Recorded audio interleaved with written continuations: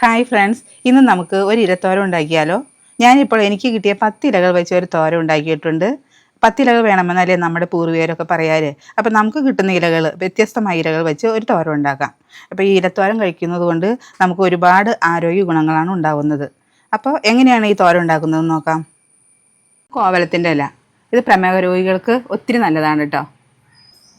ഇത് മത്തയുടെ ഇല, ഇത് ചേനയുടെ ഇല, ഇതൊക്കെ തളിരി ഇല കേട്ടോ. ഇത് ചീരയുടെ ഇല, ഇത് പയറിൻ്റെ ഇല, ഇത് കുമ്പളത്തിൻ്റെ ഇല, ഇത് ചേമ്പില. അപ്പോൾ ഇതിൻ്റെ തളിരി ഇല കേട്ടോ, എല്ലാത്തിൻ്റെ തളിരി ഇലയാണ്.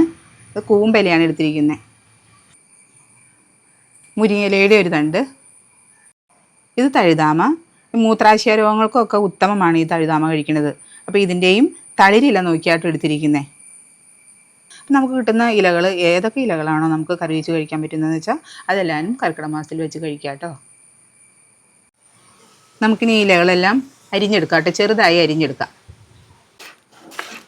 എല്ലാവരും ചെറുതായിട്ട് അരിഞ്ഞെടുക്കാം. ഇപ്പോൾ ഇലകൾ അരിഞ്ഞു വെച്ചേക്കണതിലേക്ക് നമുക്ക് ഈ മുരിങ്ങയിലയും കൂടി ഊർത്തിയിട്ട് കൊടുക്കാം കേട്ടോ. അപ്പോൾ നമ്മൾ ഇലകളൊക്കെ തോരൻ വയ്ക്കാൻ അതിനെ റെഡിയാക്കി എടുത്തിട്ടുണ്ട്. ഇതിലേക്ക് വേണ്ടത് അരമുറി തേങ്ങ ചിരകിയതും ഒരു 10-12 കാന്താരി മുളകും 4-5 ചെറുള്ളിയും കൂടി എടുത്തിട്ടുണ്ട് കേട്ടോ. അപ്പോൾ മുളകൊക്കെ നമുക്ക് എരു പാകത്തിന് എടുക്കാം. ഒത്തിരി കൂടുതൽ വേണമെങ്കിൽ അങ്ങനെ എടുക്കാം, അല്ലെങ്കിൽ കുറച്ച് അങ്ങനെ എരുവിൻ്റെ പാകത്തിന് നമുക്ക് മുളക് എടുക്കാം കേട്ടോ. അപ്പോൾ ഞാനിത് മിക്സിയുടെ ജാറിലിട്ട് ചെറുതായിട്ട് ഒന്ന് ക്രഷ് ചെയ്തെടുക്കട്ടെ കേട്ടോ. ഈ വെളിച്ചെണ്ണ ചൂടായി കഴിയുമ്പോൾ ആവശ്യത്തിന് കടുക് ഇട്ട് കൊടുക്കാം. ഉണക്കമുളകും അതേപോലെ വേപ്പിലയും കൂടി ഇട്ട് കൊടുക്കാം. ഇനി എടുത്ത് വെച്ചിരിക്കുന്ന ഇലകൾ ഇട്ട് കൊടുക്കാം കേട്ടോ.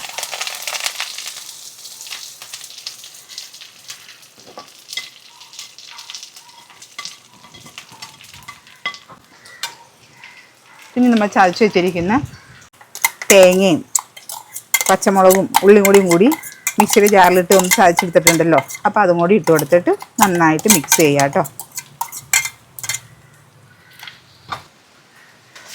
എല്ലാം കൂടി നന്നായിട്ട് ഇളക്കി യോജിപ്പിക്കാം. ഇനി ഇതിലേക്ക് ആവശ്യത്തിന് ഉപ്പ് ഇട്ട് കൊടുക്കാം. 1/4 ടീസ്പൂൺ മഞ്ഞൾപ്പൊടി കൂടി ചേർത്ത് കൊടുക്കാം. നന്നായിട്ട് ഇളക്കി യോജിപ്പിക്കാം നമുക്ക്. പെട്ടെന്ന് തായി കിട്ടും കേട്ടോ. അപ്പോൾ ഇലകളൊന്നും നമുക്ക് ഒത്തിരി നേരം ഇങ്ങനെ വെള്ളമൊഴിച്ച് വേവിക്കേണ്ട കാര്യമില്ല.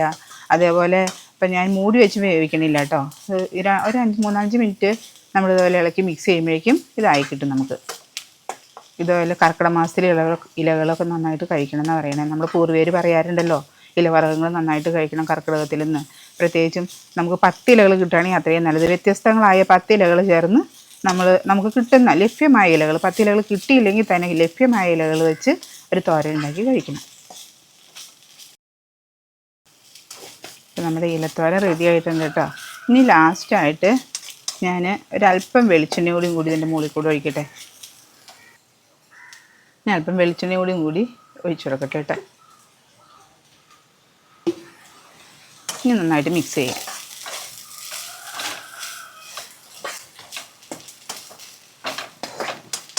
നമ്മുടെ ഇലത്തോരൻ റെഡി ആയിട്ടുണ്ട്. കഴിക്കാത്തവരൊക്കെ ഒന്ന് ഉണ്ടാക്കി കഴിക്കുക. എന്നിട്ട് ഞാനിതൊരു പാത്രത്തിലേക്ക് മാറ്റട്ടെ. നമ്മുടെ തോരൻ റെഡി ആയിട്ടുണ്ട്. നിങ്ങൾ ഇതേപോലെ ഒന്ന് ഉണ്ടാക്കി നോക്കൂ കേട്ടോ. ഇഷ്ടപ്പെടുകയാണെങ്കിൽ ഒന്ന് സപ്പോർട്ട് ചെയ്തേക്കണേ. Okay, by.